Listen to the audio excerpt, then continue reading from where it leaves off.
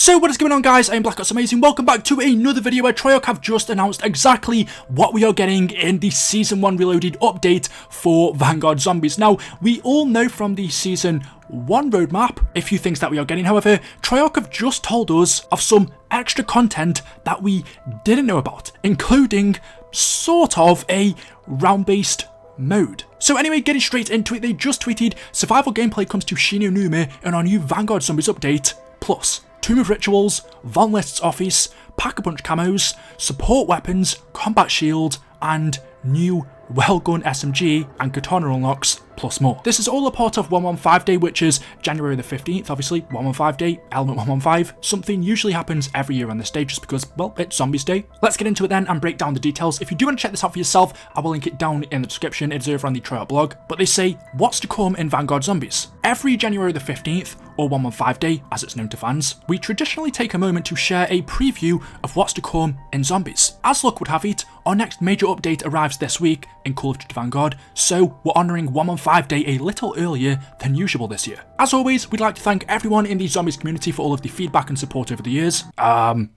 don't know if they've gotten too much support with this game, but we'll carry on. Going all the way back to the beginning in World at War, your passion and imagination are what drives us to innovate, iterate, and take some creative risks along the way when crafting new Zombies experiences. We've been soaking up feedback throughout the past year of Black Ops Cold War and the launch of Vanguard, and the team has been hard at work on bringing new content and features to Zombies in the weeks, months, and years to come. While our latest incarnation in Vanguard takes an entirely new roguelike approach to the mode, we know our players also want the option to fight never-ending waves of zombies and grind weapon camos with no downtime between rounds. This week's update delivers on that feedback, plus much more. So the first big thing they've announced for this update is survival gameplay is coming to Shi No Numa. Starting January 11th or 12th, depending on where you are, our mid-season update brings classic survival gameplay to Shi No Numa in the new Void objective, which will also serve as the introduction to the new Dark Ether entity and story quest coming in Season 2. Players will first need to unlock access to Von List's Office, a previously closed off area in Stalingrad, where narrative secrets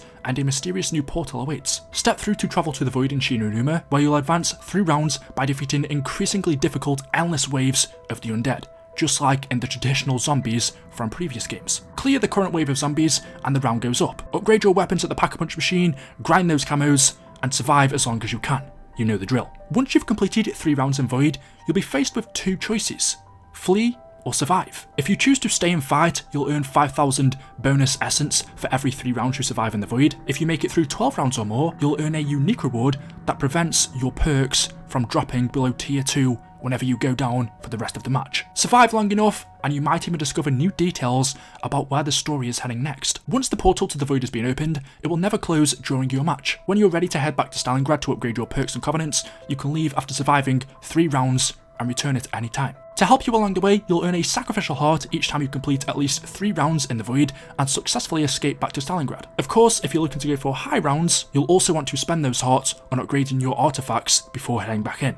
And that's where the Tomb of Rituals comes in. So before we move on to that, just focusing on this round-based mode that we're now getting in Vanguard, I did see a couple of people confused over on Twitter. From what I can tell, from what we're being told here, it's not a round-based map as such, although it's near enough the same. It's a mode called Void. It is playable on Shi No Numa, but the question I'm asking is, does this mean they're opening up the whole of Shi No Numa, or will it stay like it is right now in Vanguard, where about half of the map is cut off? I do kind of hope they give us the whole map, because Shi No Numa in Vanguard right now is pretty small. The areas that are playable at the moment in Shi No Numa are quite tight. They're not the best for a survival map. On the original, most people would train in the outside areas, which we don't have access to. So that'd be interesting to know, but since they don't mention it anywhere in here, I can only assume that's not the case. But other than that though, I think this is probably the closest they could get to this.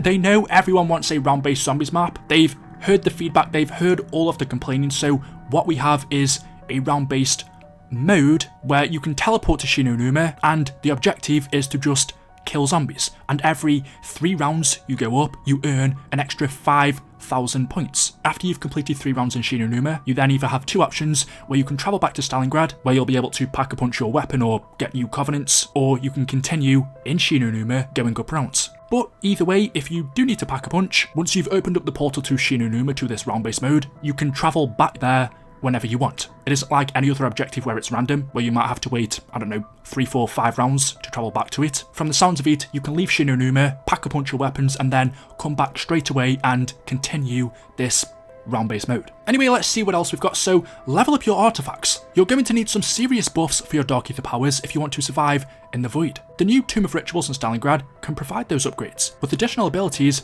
waiting to be unlocked at each of the 4 new tiers within its pages. So the way this works, just like the Covenant system, is you invest your sacrificial hearts into it, and in return you can upgrade your artifacts. Pretty much what we used to be able to do in Cold War. But I think the one thing that we were all hoping for, it's finally here, and that is Pack-A-Punch Camos. The new update brings another classic zombies feature to Vanguard. 3 new camos will now be available at the Pack-A-Punch machine. Each time you upgrade your weapon of choice at the Pack-A-Punch, it will be wrapped in a unique camo to visually set it apart from the weapon's base version. Your camo will change appearance with each new Pack-A-Punch upgrade to tier 3, and pre-packed loot weapons will also display these new camos once you pick them up from the mystery box or defeated Stormkriegers.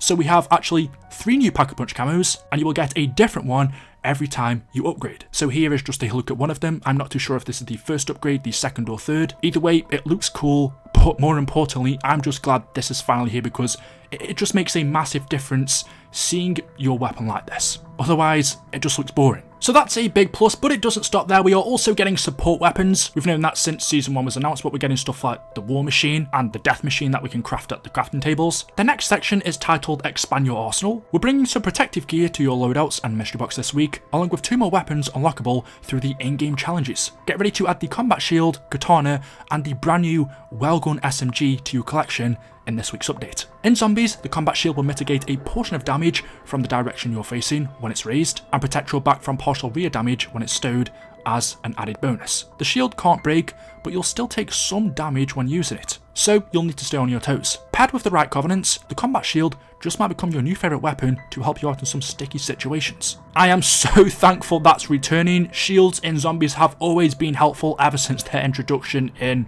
I don't know, Black Ops 2, and the fact that this one doesn't break, it is a weapon, so I imagine this is going to be most people's second weapon of choice from now on. And also, of course, there's the Katana and the Wellgun SMG. Treyarch did also update us on what's going on with the pause button. They say, let's be honest, moving zombies to an infrastructure hosted entirely on dedicated servers for the first time in a new engine hasn't been a seamless experience. In the past, traditional zombie lobbies ran on player-hosted servers, which were often prone to issues, depending on the player's connection and several other factors. While the gameplay experience should now be smoother across the board for matches of all sizes on dedicated servers in Vanguard, the process of pausing said servers for solo and single-player private matches isn't as simple as flipping a switch. Like all of you, we wanted a dedicated server pause button for solo players to be included sooner, and the amount of work required to get it right has frankly taken longer than we would have liked. Thanks for your patience while we wrap up its implementation in an upcoming update. So that's what's going on with the pause button. Still doesn't sound like it's coming anytime soon. I still think we need to get this before the main Easter egg comes out, which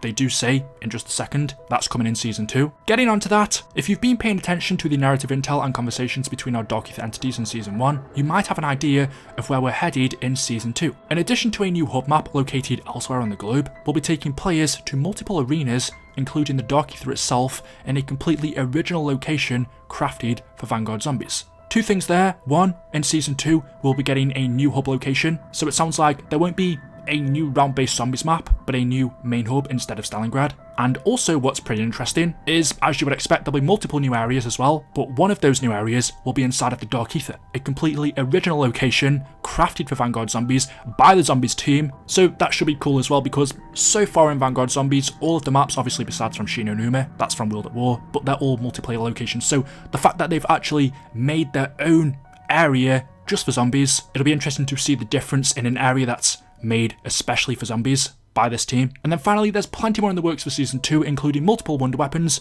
more survival gameplay, a new story quest, the introduction of a new Dark Ether entity, a new enemy type, new objective gameplay, and more. We're also working on future zombies content, and we're not even done updating our roster of operators in Black Ops Cold War. So there we go. Again, confirmation that we are getting multiple wonder weapons in Season 2. I imagine one of them might be the ray gun and the other one could be the actual wonder weapon for Duran Fang, or maybe by multiple wonder weapons they mean we are getting one for the Stalingrad hub and then one for the new hub that we are getting. and then of course the new story quest in Season 2, which will be the main Easter egg, a new artifact, a new enemy, and more objectives. So there we go, a lot more than what I expected from what we saw in the original roadmap, and it also sounds like there's a lot coming in Season 2, so let me know your thoughts in the comment section below. As always, hopefully you've enjoyed the video. This is all coming out later today or tomorrow, depending on where you are. Drop a like rating if you've enjoyed, make sure you are subscribed to stay up to date with the latest videos, and as always I will see you in the next one. Until then,